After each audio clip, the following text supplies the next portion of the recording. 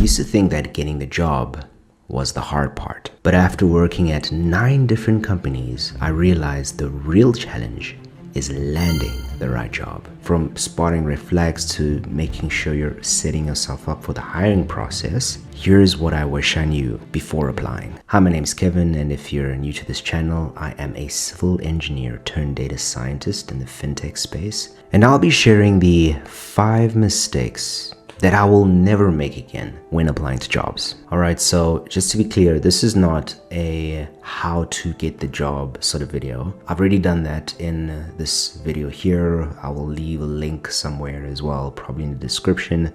But this is more of, if you are applying to the job, what mistakes should you not be doing when applying to this job? So that's where we're at. Alright, so the first mistake is not understanding the company employee turnover rate. Just to unpack what I mean, I'm going to share a bit of a story back from my civil engineering days when I joined this company, and unbeknownst to me, whilst I was there, that's when I started to understand that employees that join this company typically stay 1 to 3 years, mostly towards the 1-year range, and sometimes even less time than that. Reasons for this, amongst many others, were not a proper training process. The work culture was not that great. I even had a chat with one of the workshop managers the one time, and he hadn't received a raise in 5 years. Scary stuff, I know, right? But those should have been warning signs before joining that company. And so from my story, I guess you can gather what I mean by employee turnover rate, where you need to do your homework when joining a company on how often does this company basically recycle its employees, or employees leave after a certain time. I think the longer employees tenure at a company, the greater the probability that it has a good working culture. So if it was me applying to a job, I'd make sure I ask the hiring manager or recruiter, how on average, how long does an employee stay at the company?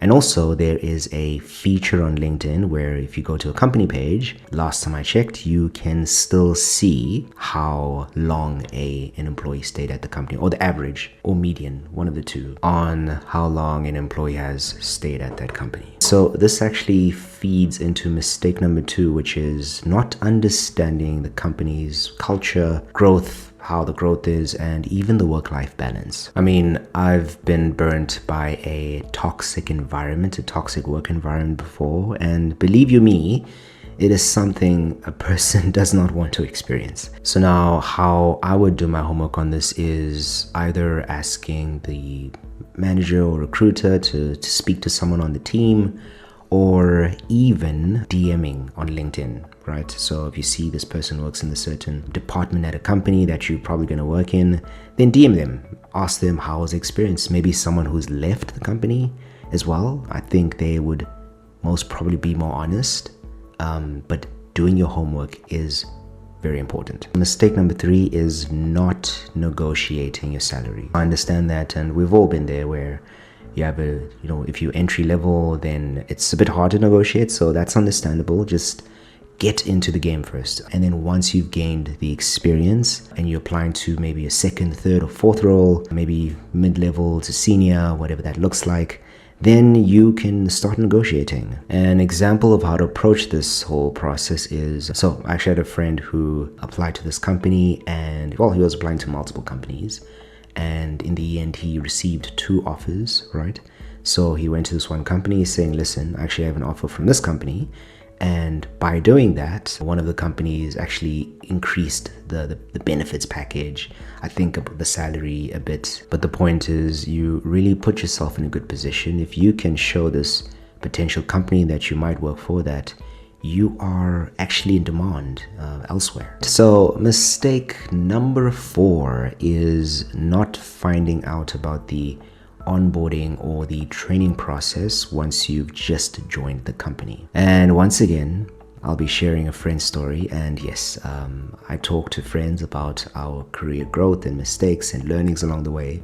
It's also good at times to learn from other people's mistakes. But anyway, so this friend joined this company, and basically he unfortunately did not take the time to understand the not the hiring process, my bad. Not understanding the onboarding process and training that he'll receive. So he joined and he sat idle for a couple of months, not having any projects, having to push his own projects, having to push him getting permissions to seeing the data, certain tables, and lo and behold, a couple of months into his life at this company, his manager then dropped him with a project that was quarter to completion and expected him to present this project, I think about 2 days later, to like the stakeholders.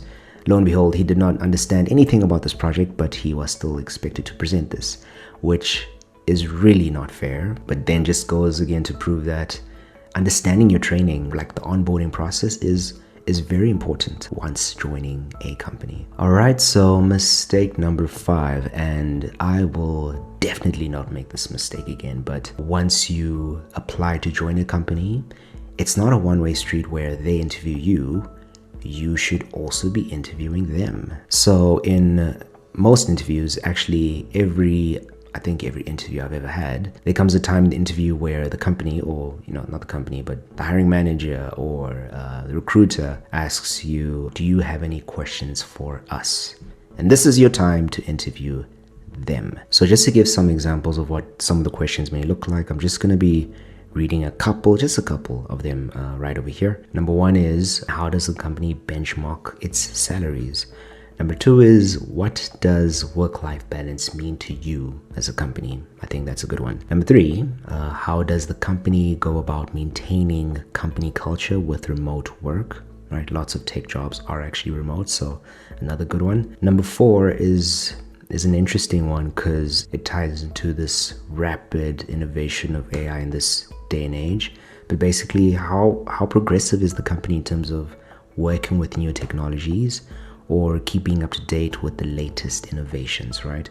So you want to keep yourself relevant. 2025 is all about AI agents. Just research that term if you don't know what that is, but understanding how they work, how to implement them might be a useful skill, probably will be a useful skill in the future. Number 5 is, do you offer flexi hours? We all have obligations as adults. Maybe it's dropping your kids off at school.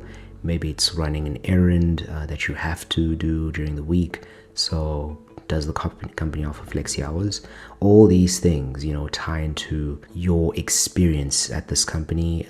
It's not just about how much you're getting paid, but also that culture, that work-life balance, understanding that. 8 hours a day for X amount of years is a lot of time to spend on something. All right, so that sums up the 5 mistakes that I will definitely not do when joining a company. And I'm just glad I did this video because I just compartmentalized this whole thing that I can just refer to when I do apply to another company. Now, if you stuck with me until now in the video, I'm actually going to give a 6th and bonus sort of mistake that people potentially do. Well, I wouldn't say mistake, more of leaving potential on the table. Let's call it that, leaving potential on the table. But this is more if you enter your senior years in your career, now all of a sudden you are of very big value to, potentially very big value to a company, and you can actually start to negotiate shares. And why I say that is because in life you want to look at opportunities that don't reward you linearly, but rather of a compounding nature. And our salary will always be more of a linear nature. Your increase goes up by X% every year. But now with shares in a company, if the company compounds its growth, you compound as well with that company. And I think joining as a senior, so I know of a couple of senior people that have shares in a company. And this doesn't mean that the company is public, but rather, even if it's private, that you can still own shares as a senior, whether that's, senior director, a senior data scientist, whatever that looks like. Negotiating shares may prove to be quite beneficial in your career. All right, so that officially sums up all the mistakes. If there is a particular mistake that resonates most with you, maybe just drop a comment below on what that was. Otherwise, ciao.